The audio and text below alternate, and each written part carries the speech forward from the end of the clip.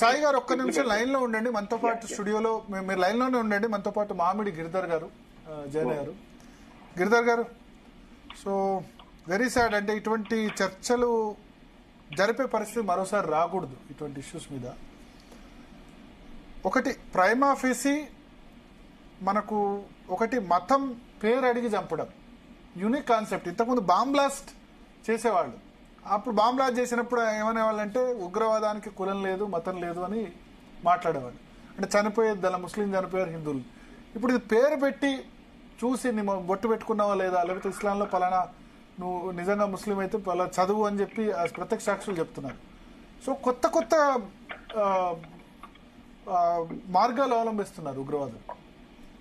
భరత్జీ, మీకు మీ ప్రేక్షకులు అందరికీ నా నమస్కారాలండి. నెరేటివ్ వార్ అండి, ఇదంతా కూడా నెరేటివ్ వార్ ఒకటి. రెండవది, ఇది ఒక సివిలైజేషన్ యుద్ధం కింద మనం భావించాలి. వీళ్ళ అప్రోచ్ లో చాలా మార్పులు వచ్చినాయి.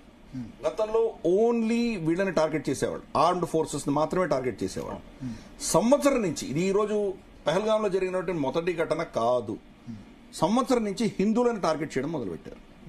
మనం చూస్తే కనుక శివకోరి నుంచి వైష్ణోదేవికి వెళ్తున్నటువంటి యాత్రికులని గత సంవత్సరం జూన్ లో టార్గెట్ చేశారు. జూన్ లో టార్గెట్ చేసి ఆల్మోస్ట్ 8-9 మంది చనిపోయారు దాంట్లో. అక్కడి నుంచి తీసుకొని జమ్మూలోనే మనకు దాడులు జరిగినాయి. దోడాలో కావచ్చు, లేదా మన కిష్ట్వర్లో కావచ్చు, లేదా మనకు కఠువాలో కావచ్చు, ఇటువంటి ప్రాంతాల్లో, అంటే జమ్మూ ప్రాంతాల్లో, అంటే పీర్ పంజల్ పర్వతాలకి దక్షిణాననే ఎక్కువ జరిగినాయి. కశ్మీర్లో అస్సలు జరగలేదని నేను అనట్లేదు, కానీ ఆల్మోస్ట్ లేదని చెప్పాలి. ఇన్ఫిల్ట్రేషన్ కూడా అక్కడి నుంచి అవ్వట్లేదు. ఇన్ఫిల్ట్రేషన్ కూడా కంప్లీట్ గా జమ్మూ ప్రాంతం నుంచి అవుతుంది.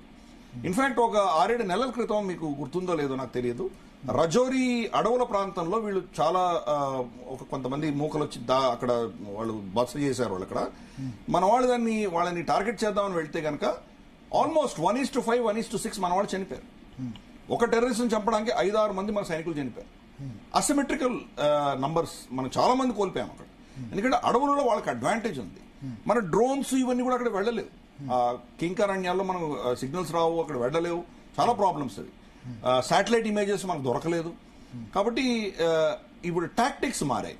నంబర్ 1, అడవులను వాడుకుంటున్నారు, ఊర్లలోకి రావట్లేదు. పహల్గామ్ ఊర్లో అటాక్ చేయలేదు. పహల్గామ్ నుంచి 5 కిలోమీటర్లు నడక బాటన వెళ్లిన వాళ్ళని టార్గెట్ చేశారు. గతంలో ఊర్లో కొట్టేవాళ్ళు, శ్రీనగర్ లో కొట్టేవాళ్ళు, లాల్ చౌక్ లో కొట్టేసారు. ఓన్లీ గుర్రాల ద్వారా జరుపుకోవచ్చు, లేకపోతే ట్రెక్కింగ్ గుర్రాలు కానీ నడిచి కానీ రెండే, ఓన్లీ 2 ఆప్షన్స్. వెహికల్స్ లేవు అది కాబట్టి. సో దట్ సెక్యూరిటీ ఫోర్సెస్ కూడా తొందర రాలేవనా? అలా ఏం లేదు. ఇప్పుడు అమర్నాథ్ కి అలాగే నడిచి వెళ్తారు కదా, మరి అక్కడ సెక్యూరిటీ లేదా? సో అది వేరే అంశం. సెక్యూరిటీ ఉందా? నిన్న సెక్యూరిటీ ఎందుకు లేదా అనేది ఇప్పుడు ప్రశ్నించాలి మనం. ఉందా లేదా, ఉంటే వాళ్ళ రియాక్షన్ ఏంటి, వాళ్ళు వచ్చేంత వరకు వీళ్ళు ఆగారా, అంతకంటే ముందరే ఘటన జరిగిందా ఏంటి, ఇవన్నీ కూడా మ్యాటర్ ఆఫ్ ఇన్వెస్టిగేషన్. ఇంకా మనకేమి తెలియకుండా మనం దాని మీద కామెంట్ చేయకూడదు. కానీ అది అక్కడ ఉన్నటువంటి గుర్రం నడిపించేటువంటి వ్యక్తుల ఆ జీవనోపాధి కోసం వాళ్ళు రోడ్డు కట్టలేదు అక్కడ. ఓకే.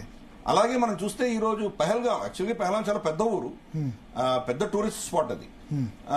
కానీ అక్కడ కార్లు మీకు ఒక దగ్గర రాగానే మీరు ఆపేయాలి మీరు కారు.